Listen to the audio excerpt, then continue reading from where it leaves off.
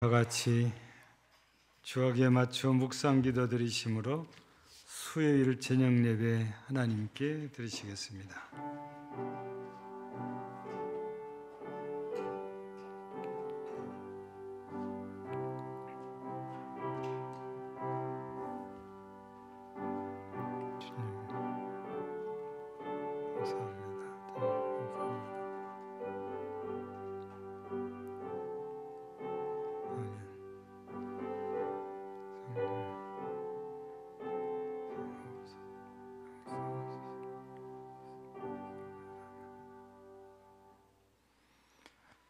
전능하사 천지를 만드신 하나님 아버지를 내가 믿사오며 그의 외아들 우리 주 예수 그리스도를 믿사오니 이는 성령으로 잉태하사 동정녀 마리아에게 나시고 본디오 빌라도에게 고난을 받으사 십자가에 못 박혀 죽으시고 장사한 지 사흘 만에 죽은 자 가운데서 다시 살아나시며 하늘에 오르사 전능하신 하나님 우편에 앉아 계시다가 저리로서 산자와 죽은 자를 심판하러 오시리라. 성령을 믿사오며 거룩한 공예와 성도가 서로 교통하는 것과 죄를 사하여 주시는 것과 몸이 다시 사는 것과 영원히 사는 것을 믿사옵나이다. 아멘. 찬송 336장입니다.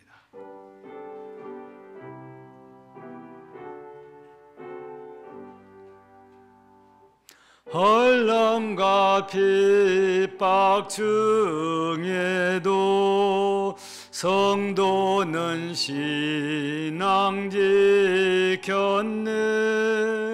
이 신앙 생각할 때에 기쁨이 충만하도다. 성도의 신앙 따라서 죽도록 충성하겠네. 옥중에 매인 성도나 양심은 자유 얻었네. 우리도 고난 받으면 죽어도 영광 되도다. 성도의 신앙 따라서 죽도록 충성하겠네. 성도의 신앙 본받아 원수도 사랑하겠네. 인자 너의 행실로 이 신앙 전파하리라. 성도의 신앙 따라서 죽도록 충성하겠네. 아멘.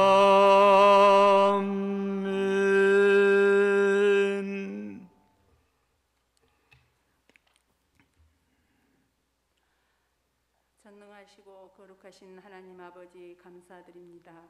우리의 죄를 담당하시고 십자가에 피 흘리신 주님, 언제나 사랑으로 우리를 인도하여 주심을 감사드립니다.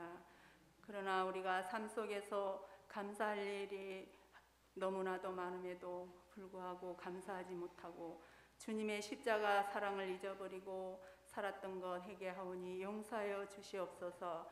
코로나19로 인해 모두가 어려운 가운데 있지만 말씀과 기도로 무장하여 하나님을 더욱더 가까이 하는 우리 모두가 되기를 원합니다.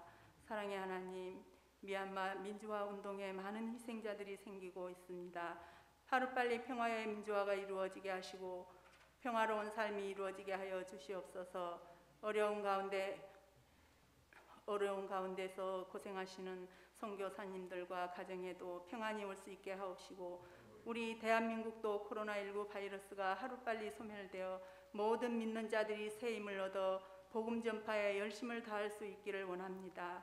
우리 금당제일교회도 하나님의 자비하심과 긍휼 베풀어 주시어서 다 함께 일어나 주님의 선하신 길로 승리하며 갈 수 있게 하옵소서. 지금은 대신방 중입니다. 목사님 영육을 강건케 하옵시고 피곤치 않게 하여 주시옵소서. 몸이 아파 치료 중인 성도들 또 그 가족들 일일이 기억하여 주시어서 연약함을 아시는 주님께서 치료의 손으로 만지시고 일으켜 주옵소서. 가정마다 말씀의 은혜가 넘쳐나서 모두가 기쁨으로 성령 충만케 하옵소서. 이 시간에도 성령께서 역사하시어 우리 모두에게 큰 은혜로 충만케 하옵소서. 감사를 드렸고 예수 그리스도 이름으로 기도드립니다. 아멘.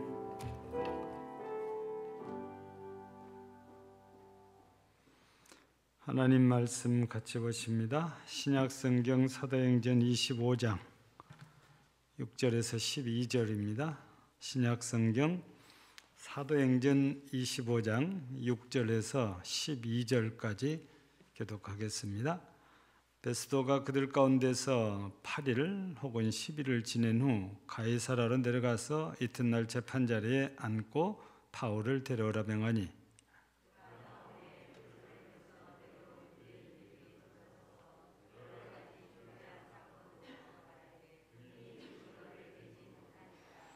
바울이 변명하여 이르되 유대인 율법이나 성전이나 가이사에게나 내가 도무지 죄를 범하지 아니하였노라 하니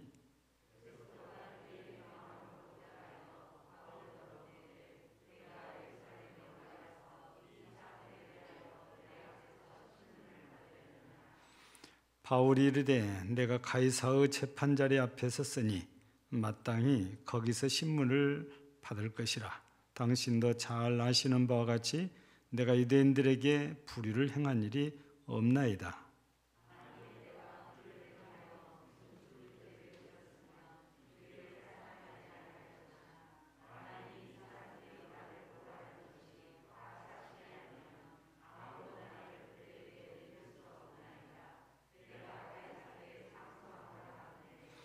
같이 합니다. 베스도가 베스자들과 상의하고 이르되 네가 가이사에게 상소하였으니 가이사에게 갈 것이라 하니라. 아멘.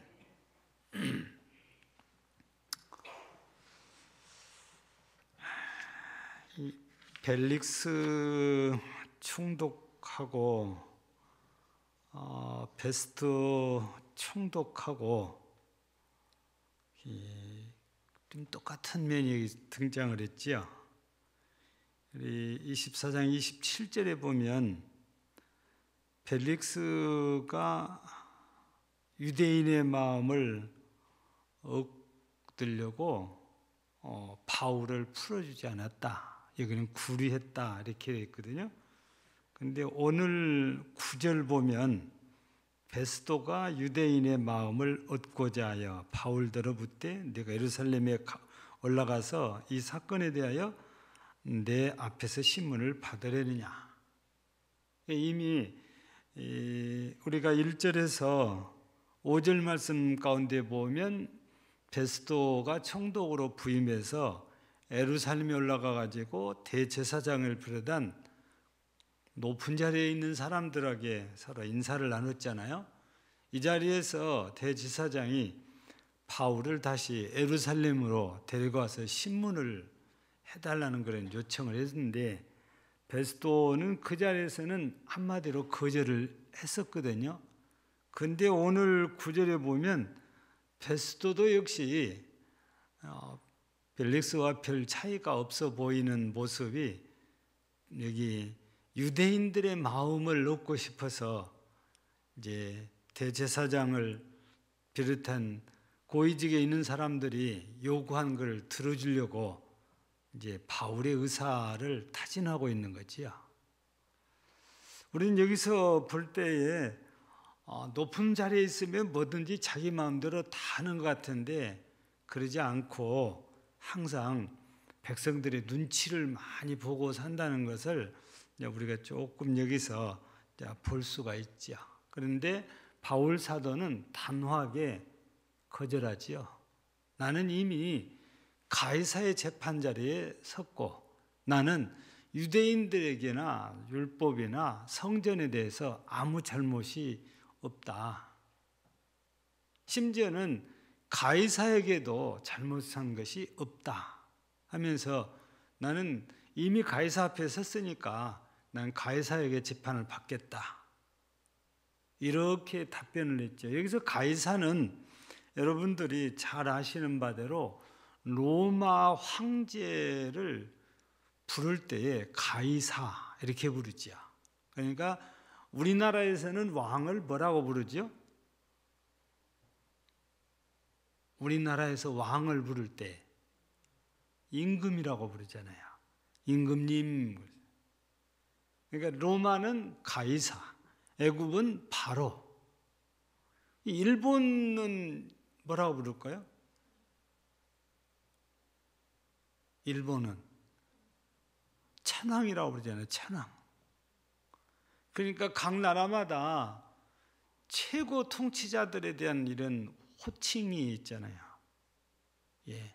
그러니까 이 가이사도 로마 황제를 부를 때에 사용하는 호칭이 바로 이제 가이사단 말이에요.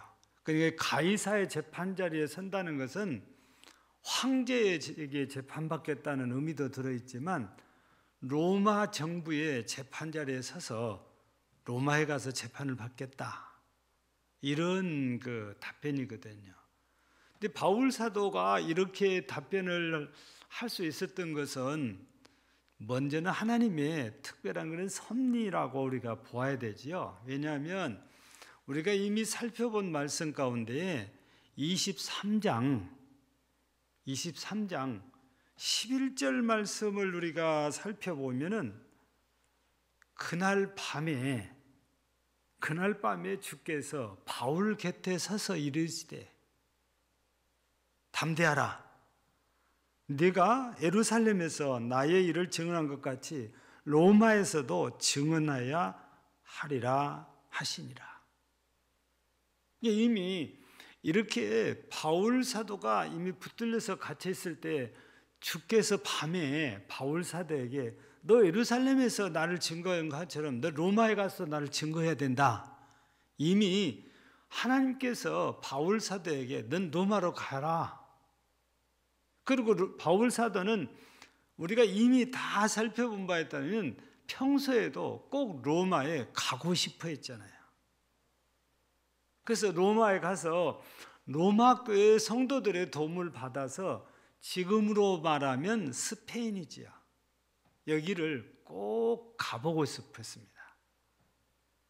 근데 이제 그 스페인까지는 가지를 못하고 로마까지만 제수의 신분으로 가서 감옥 생활을 하다가 순교를 이렇게 당하긴 하지만 하나님께서는 바울 사도에게 네가 가이사 앞에 서서 증언해야 된다 했을 때 이 말씀까지는 다 이루게 해주시거든요. 그래서 바울 사도가 이 베스도 총독이 물었을 때 그냥 생각을 지금까지 많이 했을 것 같기도 하고 이미 하나님께서 말씀을 주시기도 하셔서 그런지 그 자리에서 바로 단호하게 예루살렘을 거절하고 자기는 로마에 가서 재판받겠다라고 답변을 한 거죠. 여기에 대해서는 우리가 이제 영적으로 보면 하나님의 특별한 섭리라고 보아야 되고 그냥 겉으로 보면 바울 사도의 단호한 결단이라고 이렇게 볼 수 있는데 바울 사도가 이런 결단을 내린 것도 이미 말씀드린 대로 하나님께서 이미 말씀을 바울 사도에게 주셨으니까 바울 사도는 깊이 생각할 필요도 없는 거죠. 그냥 순종하면 되는 겁니다. 순종하는 것이 바로 가이사 앞에 선다는 것이죠. 그러면 자연스럽게 로마에 가게 되니까. 그래서 바울 사도가 오늘 본문에서 그렇게 답변을 하는 거지요. 베스도 총독이 물을 때에 나는 가이사 앞에 서야 됩니다. 우리가 이 사실을 가만히 이렇게 생각하면 그냥 바울 사도가 가이사의 재판자리 앞에 서겠다 이렇게만 말하는 것이 아니고 바울 사도가 변명을 합니다. 11절에 보면 만일 내가 불의를 행하여 무슨 죽을 죄를 지었으면 죽기를 사양하지 아니할 것이나 만일 이 사람들이 나를 고발하는 것이 다 사실이 아니면 아무도 나를 그들에게 내줄 수 없나이다. 내가 가이사께 상수하노라. 이 말씀을 우리가 다시 정리하면 그래요. 바울 사도는 자기가 죽을 죄를 지었으면 기꺼이 죽겠다는 겁니다. 근데 내가 그들에게 이런 죄를 짓지 않았는데 내가 이미 가이사에게 상속했기 때문에 나를 누구도 저들에게 내줄 수 없다. 나는 가이사 앞에서 재판받아야 된다. 이런 강력한 주장을 지금 이제 하고 있는 거거든요. 그러면 바울 사도가 지금 왜 굳이 로마에 가서 재판 자리에 서려고 합니까? 물론 이미 말씀드린 대로 하나님의 말씀이시니까 당연히 이렇게 이제 그렇다라고 우리가 이제 보기는 합니다. 그런데 이 바울 사도가 이렇게 아무도 나를 내줄 수 없고 나는 가이사께 상수한다 이렇게 힘줘서 말하는 이유는 자기가 이미 주의 말씀대로 로마에 가서 이 하나님의 복음, 곧 예수 그리스도의 복음을 증거해야 할 일이 있다는 것입니다. 자기에는 아직 사명이 남았어요. 자기에게는 아직 하나님께서 맡겨주신 일, 이 복음 전하는 일이라는 이 사명이 남았는데 그것도 어디서나 아무에서나 그냥 하는 것이 아니고 꼭 로마에 가서 이 복음을 전해야 된다는 것입니다. 그래서 바울 사도는 단호하게 베스도 총독의 제안을 거절하고 저는 가이사에게 상수합니다. 목적은 로마에 가는 것이고 로마에 가는 목적은 주의 말씀처럼 그곳에 가서 하나님의 말씀을 전하게 합니다. 또 우리가 고린도후서 5장 9절 말씀을 봐도 그런즉 우리는 몸으로 있든지 떠나 있든지 주를 기쁘시게 하는 자가 되기를 힘쓰노라 그런 것처럼 우리 주께서 기뻐하신 일은 주의 복음을 전하는 일이잖아요. 그 바울 사도는 지금까지도 그랬고 앞으로도 즉 이 베스도 총독의 재판을 받은 그 시점으로 봤을 때 이전에도 지금도 앞으로도 계속해서 주님을 기쁘시게 할 만한 이 복음 전하는 일에 힘쓰기를 원하지요. 그래서 이 바울 사도가 베스도 총독의 제안을 거절하고 나는 가이사에게 상수합니다 하는 이유가 바로 자기가 주님께서 주신 사명대로 로마에 가서 복음을 전해야 될 이 일이 남아있단 말이죠. 우리도 이 땅에 사는 동안 그냥 아무 의미 없이 할 일 없이 산다는 것은 불쌍한 것입니다. 삶의 의미가 하나도 없죠. 근데 삶이 연수로 따졌을 때 길고 짧고에 상관없이 확실한 자기의 삶의 목적이 있는 사람들은 그 목적에 대단히 충성스럽게 또 충실하게 또 열심을 내거든요. 그리고 그것을 위해서는 자기 목숨을 바치기도 합니다. 이무 바울 사도는 20장에서 예루살렘으로 올라올 때 여러 경로를 통해서 예루살렘에 올라가지 말라고 붙들려요. 근데 바울 사도의 답변은 뭡니까? 나는 하나님의 은혜의 복음을 증거하는 일을 위해서는 내 목숨도 아깝게 생각하지 않는다 그래요.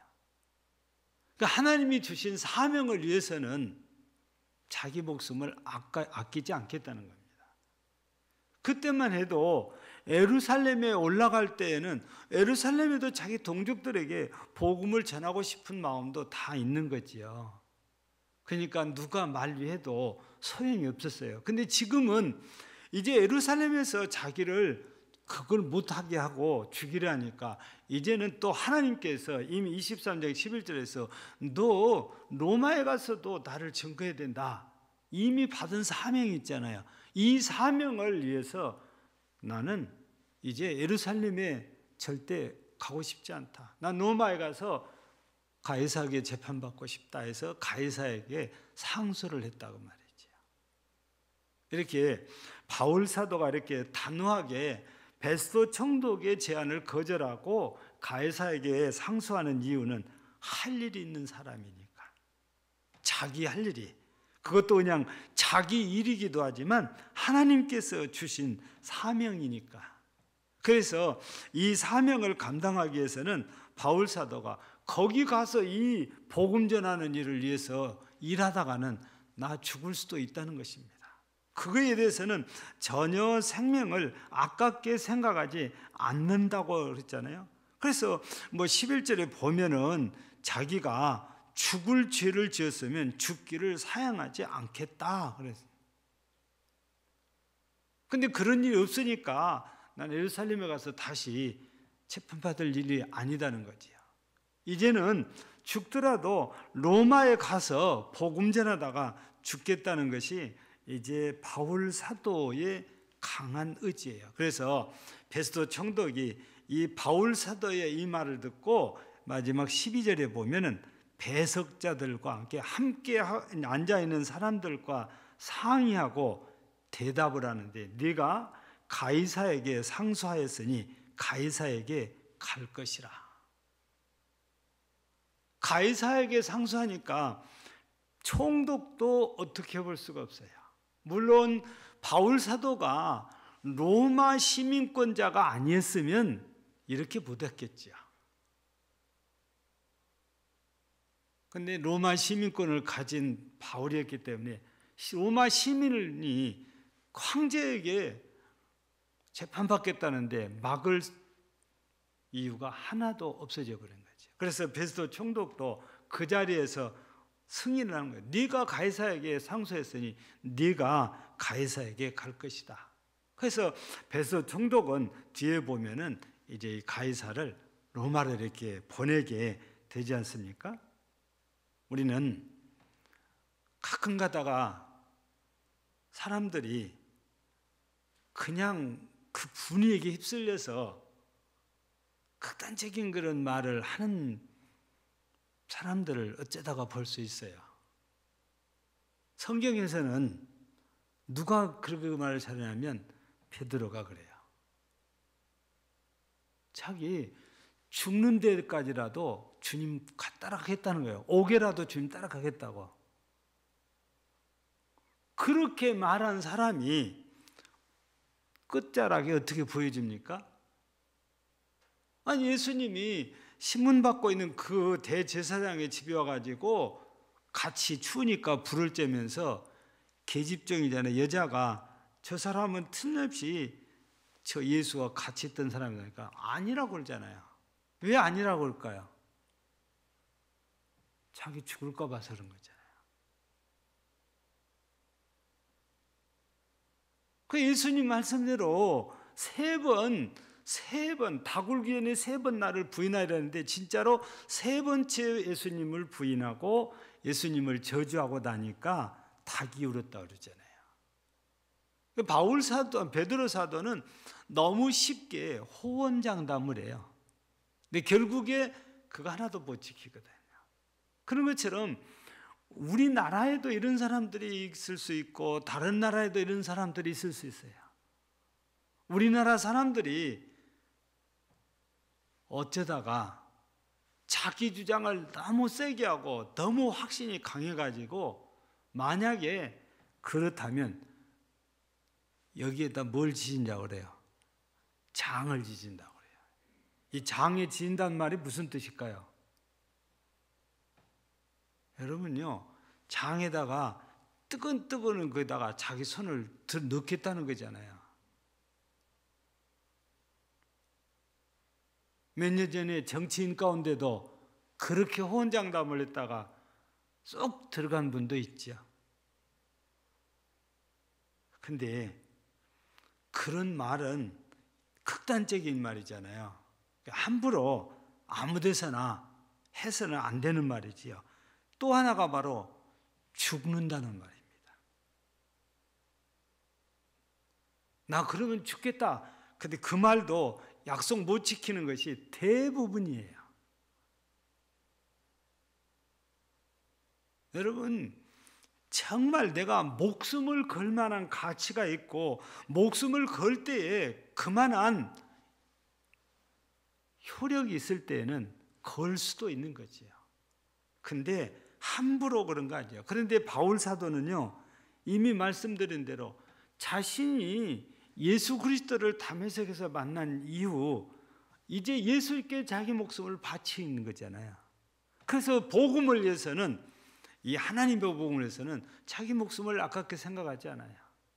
그러니까 내가 지금은 예루살렘에 올라갈 이유도 없고 거기 가서 재판받을 잘못한 것도 없고, 그러니까 거기서 죽을 수 없다. 다만 나는 하나님께 받은 사명을 위해서 로마에 가서 재판을 받고 내가 거기 가서는 죽이면 죽을 수도 있다는 거예요. 복음을 위해서는. 그 바울 사도는 결국에 복음 때문에 순교를 당하잖아요. 이렇게 우리가 목숨을 걸고 자기 주장을 이렇게 할 수 있을 때는 그만한 가치가 있어야 돼요. 근데 세상 사람들을 가만히 들여다보면 좀 그렇지 못한데 목숨을 건 사람들도 있어요. 그게 바로 돈입니다. 돈에 목숨 건 사람들.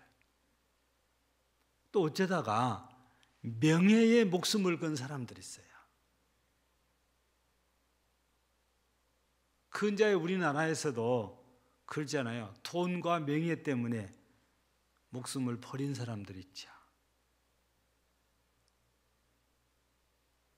별로 칭찬받지 못한 사람들. 근데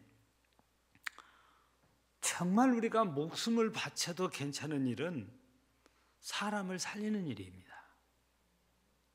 그래서 우리가 지금 믿고 있는 예수님께서도 기꺼이 예수님의 목숨을 십자가에서 내주실 수 있었던 것은 예수님의 목숨 한번 바치면 인류가 구원받게 되잖아요. 그것도 그냥 잠깐 살아가지고 좀 더 사는 게 아니고 영원히 살게 해준단 말이에요. 그 예수님께서 그래서 기꺼이 십자가에서 우리들을 위해서 목숨을 내어주신 거죠. 지금 바울 사도도 바로 그겁니다. 하나님께서 주신 사명 따라서 이 생명의 복음을 전해가지고 많은 사람들의 생명이 예수를 믿고 살아날 수 있기를 바라고 또 살아날 수 있기 때문에 거기에 목숨을 건다고 말이죠. 그런데 우리 대부분의 사람들은 이 일에 생명 걸지 않고 돈 버는데 명예에 생명을 거는 사람들이 종종 나오기는 해요. 여러분, 좀 부끄러운 일입니다만 한국 기독교인이 통계상으로 보면 약 900만 정도 보고 있잖아요. 지금 몇 년 전에 840만, 860만이라고 그랬거든요. 근데 우리 기독교인 숫자도 좀 의미가 있겠지만 우리나라 국회의원이 300명이잖아요. 그 300명 가운데 3분의 1이 기독교인이에요. 그건 자기들이 선거 때 자기 기독교이다고 그래요. 아무개 집사다고 아무개 장로다고 전부 명함에 아주 그냥 또록또록에 박아가지고 나눠줍니다. 근데 참 이상해요. 100명이 기독교를 대변하는 국회의원은 없어요. 이게 참 이상해요. 초창기도에도 하고 무엇도 하고 그랬었는데 실제 국회에서 법안이 나오면 기독교를 핍박하는 법안에도 기꺼이 서명을 다해 줍니다. 왜 그래요? 자기 살겠다고. 누구라고 이름을 말하기는 그렇지만요, 우리 순천에서 이웃시의 국회의원이 거기에 서명을 해서 우리 노예 때 초청을 했습니다. 물었어요. 의원님, 어떻게 집사님이 돼가지고 이 법안에 사인을 합니까? 그랬더니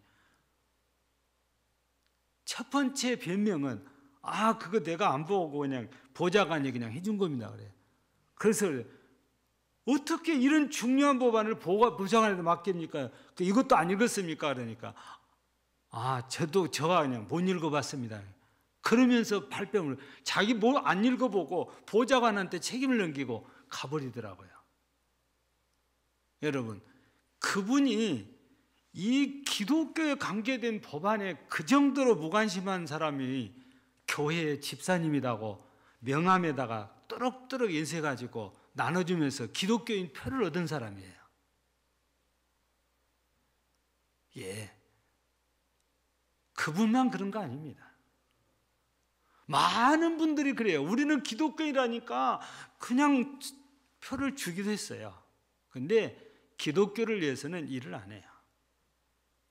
물론 기독교가 더 큰 게 아니고 국가와 민족을 위해서 일하는 게 당연해요. 그런데 기독교를 핍박하는데 이런 법안이 나올 때는 반대할 수 있어야 됩니다.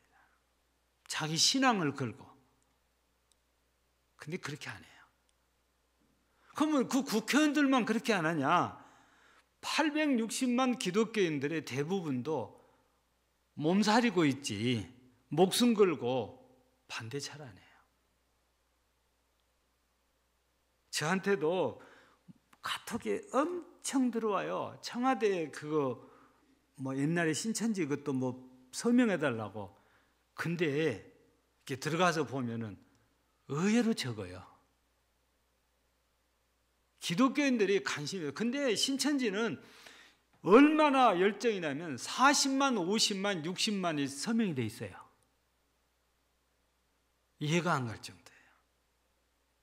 우리 기독교 인구와 신천지 인구 비교하면 상대가 안 되잖아요.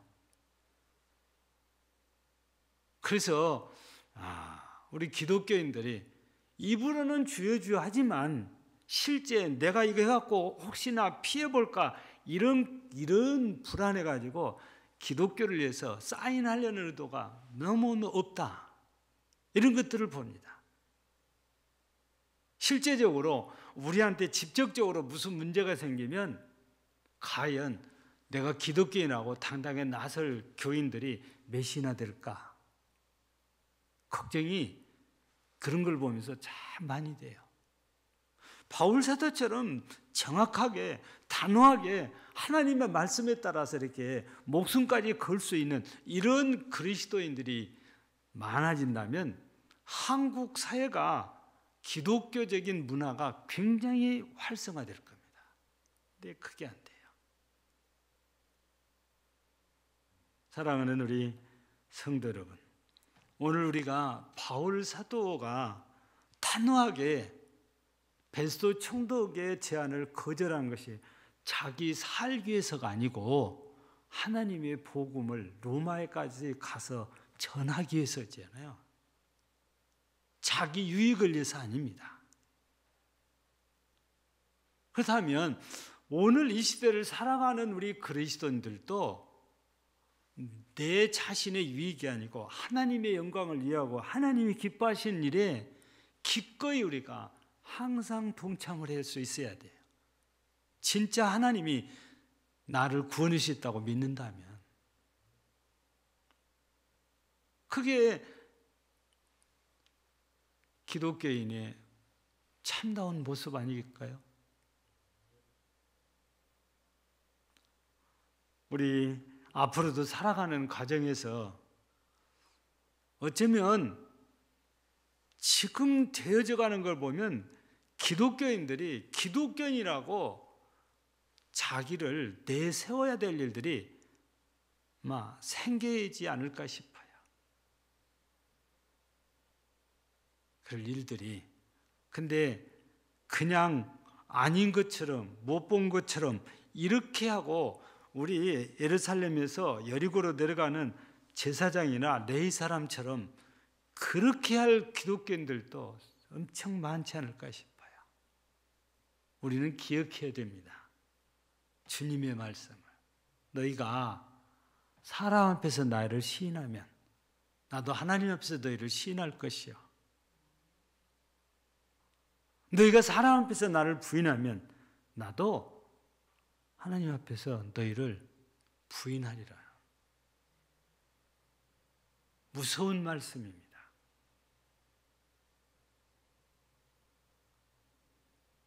예.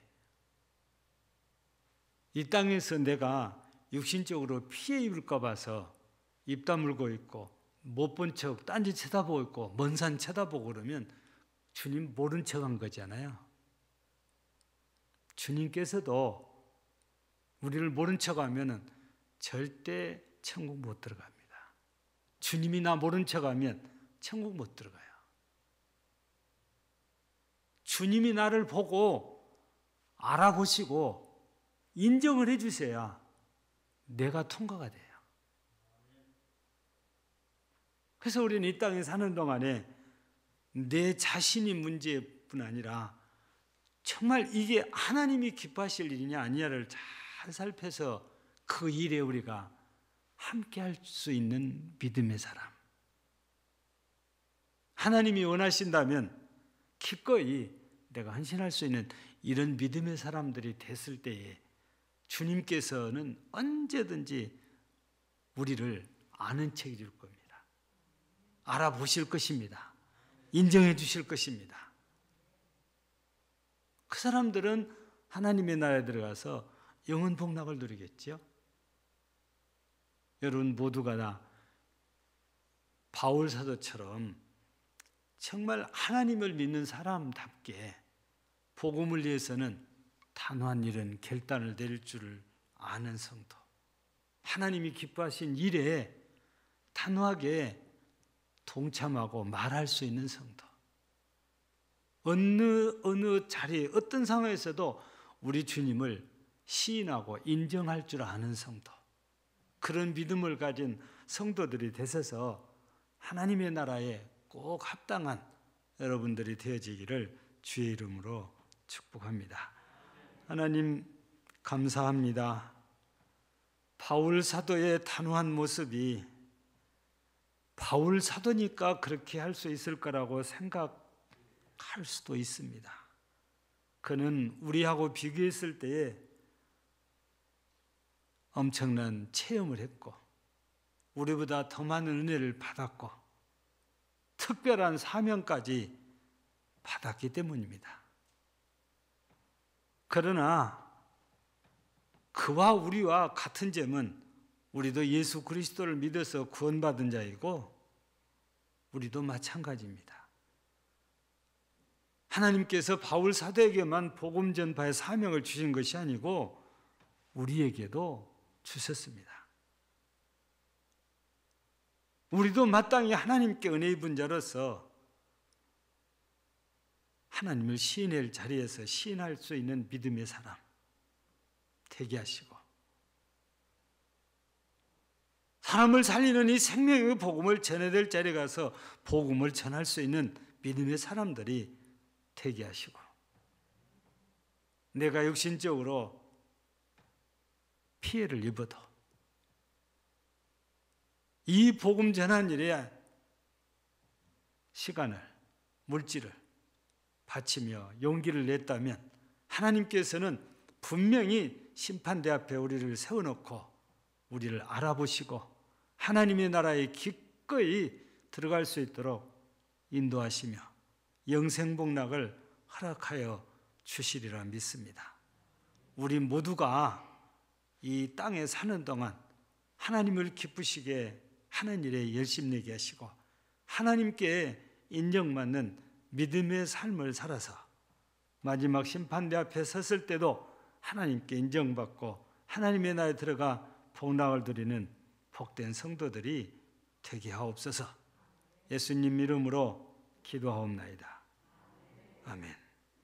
찬송 333장입니다.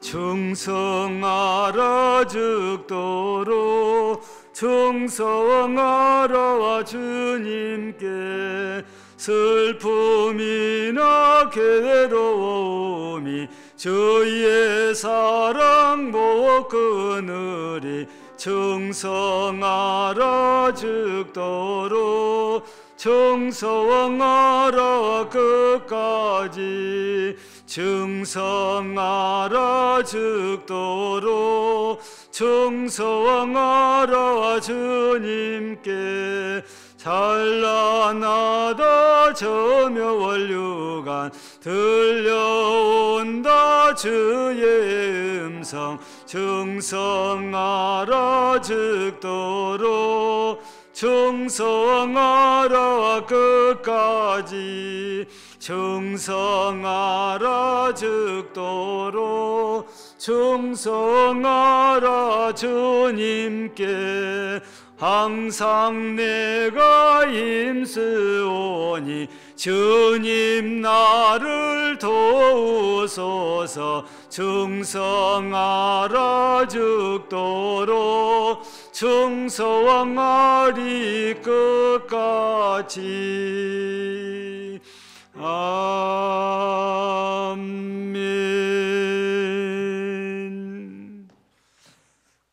강고는 주보를 참조하시고 우리 이완영 집사님 아들 결혼식이 3월 27일 토요일 날 오후 1시 20분인데 서울 영등포구에 있는 KR 컨벤싱 웨딩에서 있습니다. 많이 기도해 주시고 축하해 주시기를 바랍니다. 기도해 주실 일이 또 생겼습니다. 임수성 집사님께서 어제 갑자기 심혈관 질환으로 입원해서 아마 오늘 시술을 받았지 않았을까 싶어요.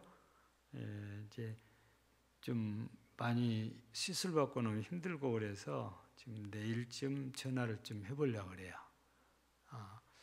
이제 이 심혈관 질환이라는 것이